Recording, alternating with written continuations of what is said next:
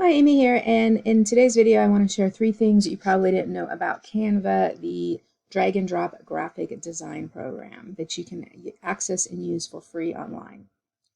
So number one is styles. Styles are a designer selected combination of fonts and colors you can apply to your design. And what I really like about this is you can actually change the look and feel of your design with the click of a button and know that the colors work together.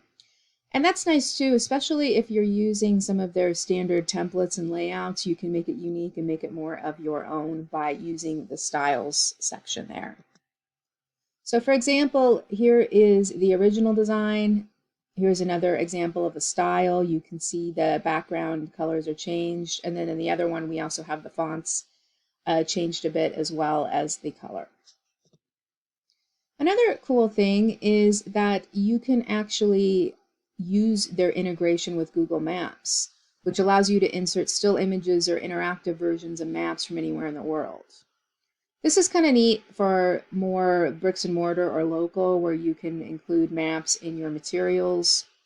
And this is just a really, I think, like a neat little thing that can give more value to types of stuff you're creating. So if you want to use this, you go to the search bar to locate the map you want to use, double click to insert. So you'll see it here. They have an option right here where you can just click on that and then use it. Now, the action number 3 that I think is really neat too is the charts and graphs one, and that's actually below the Google Maps one. Canva has a lot of chart and graph options, from bar charts to progress styles and, visual displays of information, infographics. These are really, really popular, and they can just give you a lot more pop and a lot more response to any type of thing you're putting together.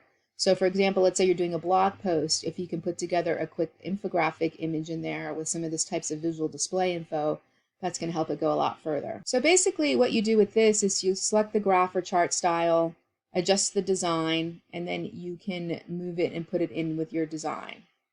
It's very easy to use.